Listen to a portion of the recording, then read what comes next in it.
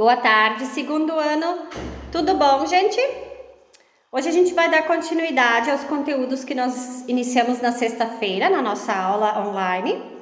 Nessa semana a nossa aula volta a ser na quarta-feira, às 19 horas. Tá? Então vocês vão iniciar copiando a data. Hoje é dia 26 de abril, segunda-feira. E aí vocês vão ter duas atividades para fazer. Essas duas atividades estavam dentro da sacola literária que os familiares de vocês retiraram na última terça-feira, tá? A primeira atividade, ela tem a ver com as unidades e dezenas, que nós iniciamos outras atividades que a gente compôs números na sexta-feira. Lembra que a prof e a Lara mostraram a unidade, né? E depois a barrinha da dezena. Uma unidade é uma pecinha, uma unidade, uma barrinha tem 10 unidades, daí é uma dezena. E aí vocês compuseram alguns números a partir de algumas unidades e dezenas, a prof fez o ditado, lembram? Hoje a gente vai continuar compondo números. Primeiro, vocês vão ter que classificar 4 números e ver se eles são pares ou ímpares. Para eu ver se um número é par, eu faço o seguinte. Por exemplo, o número 6.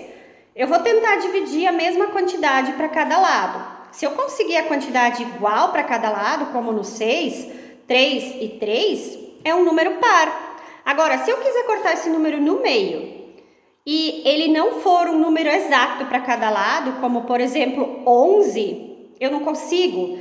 Se eu dividir, de um lado fica 5 e do outro fica 6. Ou do outro fica 6 e do outro 5. Ou se eu cortar no meio, vai dar 5,5, 5,5. E a gente não trabalhou com números...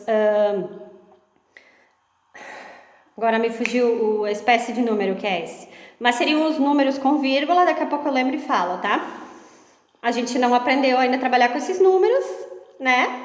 Mas esses seriam os números ímpares, daí, por exemplo, o 11, que quando eu divido fica um número diferente de cada lado.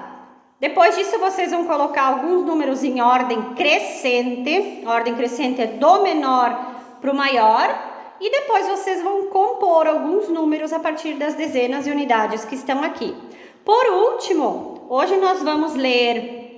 Vocês vão fazer a leitura de um poema da Ruth Rocha, que é o poema Pessoas São Diferentes, que está lá no material também da sacola literária. E como na sexta nós também iniciamos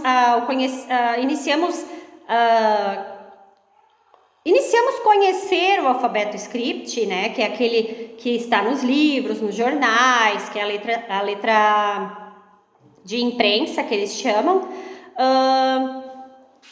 Hoje vocês vão ler um poema que é com essa letra, que é o poema Pessoas São Diferentes, da Ruth Rocha, tá?